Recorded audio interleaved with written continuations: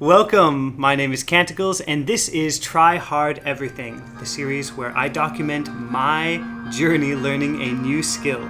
This episode is all about Tetris.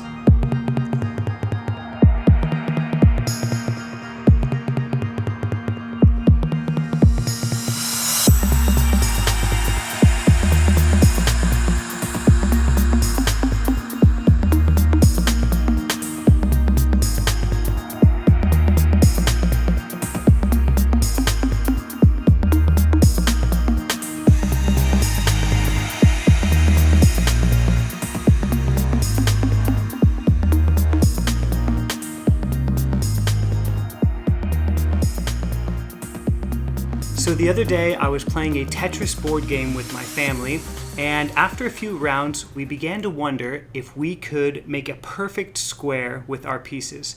Little did we know that way back in 1953, a man by the name of Solomon Golomb had already named these little characters and was way ahead of us. These tetraminos or tetronymos have been studied extensively, and had I done just a little bit more research, I would have saved myself a lot of time on the challenge. Part of me knew the answer must be out there on the internet somewhere, but it felt kind of like cheating if I didn't at least try to do it on my own. So I started my timer and began building.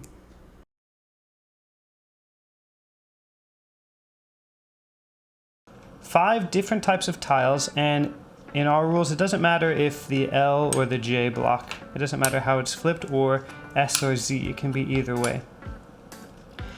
They also gave us 5 of each of these. 10 times 10 equals 100. So I could make like a perfect square, imagine with my imagination, 10 going down, 10 going to across. So at least part of the solution was possible. Because you can just keep building and building forever. A lot of the times we would get very close with just one block or something not fitting. So while everyone else at the table was racing to be first, I realized that I could spend my entire life trying to figure out the right combination just by chance. So I decided I would approach the problem a different way. I knew I could find out the total dimensions of my imaginable square. Then my solution became, are there configurations that can give me a flat side that I can reproduce over and over? For example, here's 6, 7, 8, 9, 10. So here's 6, 4, 2, and 4. So that's 10. That could be one side, but is there a way to keep all of the sides the same while putting these in? I felt pretty confident building with the, what are these called? The long blocks. Those are pretty easy to build with. And same thing with these squares. All of the Tetris blocks, they're only 2 characters, or they're 2 units deep. So if I could build a structure that was 20 units, so 10 this way and 2 this way, then if I could build something like that, I could stack all of those layers on top of each other. I then began searching for solutions to building my flat-sided object. My next thought was to build little units that I could then piece together and form a whole, like a flat surface. So I built something like this, and then I was concerned about this side and this hole, so then I could fit those together. So I can make a perfect side with those.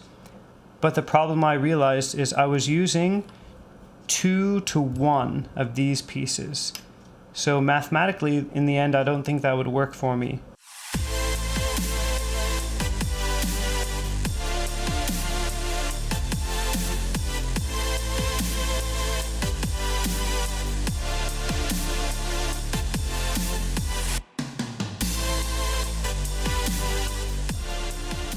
Okay, and let's see, I'm using 2 sets.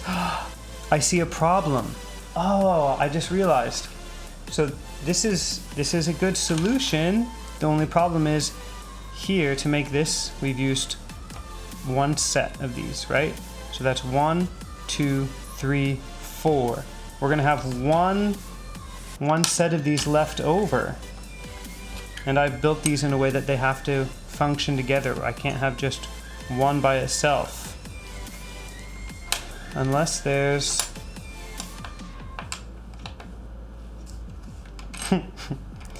Unless there's a way to do something like that.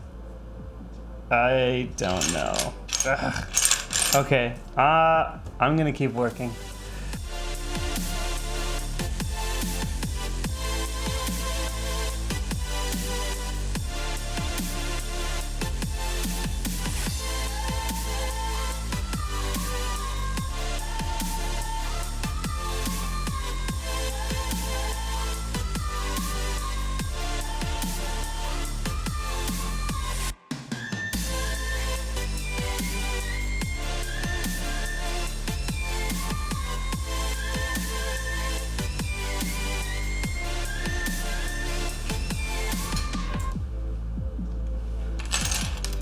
Okay, I feel like I'm getting really, really close. Here's an idea I just had. Before I was trying to build strips of 20 or 30, and then I thought, well, I have 5 different sets, and I grabbed one of each type of block. I put them together just kind of randomly in this shape, and I realized this is not too hard of a shape to fit together. This is +1 into the other piece. This is like -1, -1, -1. So I might be able to build another piece that fits into that. So that's what I'm going to try now.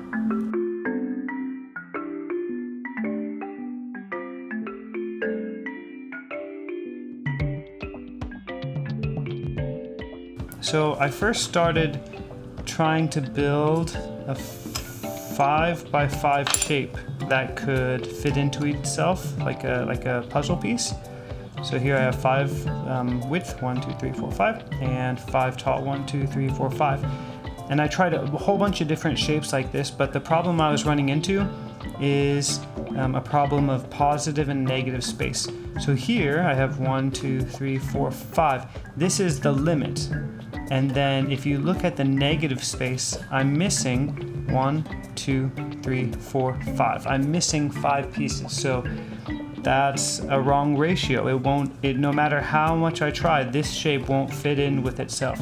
So then I tried a whole bunch of different shapes. I tried extending one of these out really long, but then it was just 4 here. So here, this shape would be 1, 2, 3, 4, 5. Here's our limit. This would be 1, 2, 3. 3 positive space, and this is the limit, 5. 1, 2, 3, 4, 5, 6, 7, 8, 9. 9 negative space. So this shape won't work, but I have a shape over here that will work.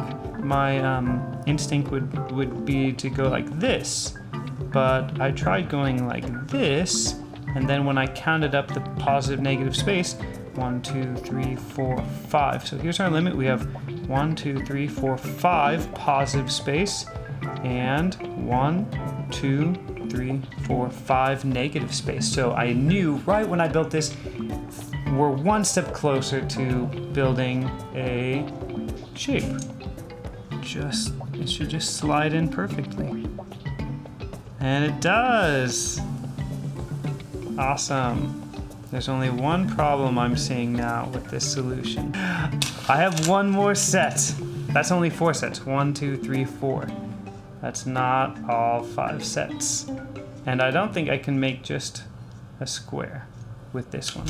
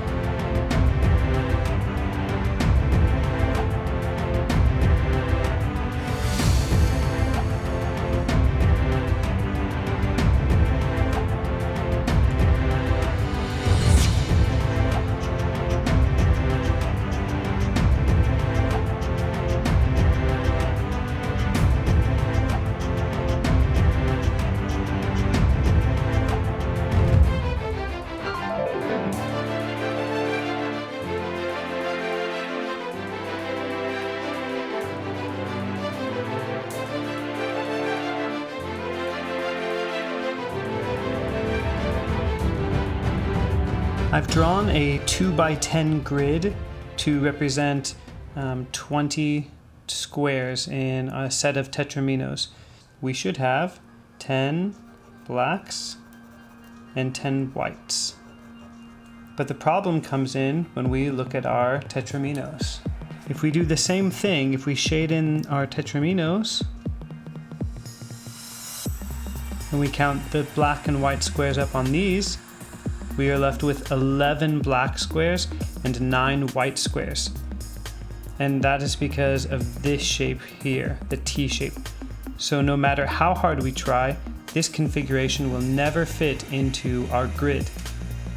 And this holds true if we multiply out. This math was done using just one set, so one of each tetramino, each one having 4 squares, which is 20. And if we times that whole process by 5, that will give us 100 grid, and the same math will hold true. We would get 55 black squares and 45 white squares. So no matter how hard we try, we won't be able to make a perfect square. But there is a solution. So the solution lies in adding another color.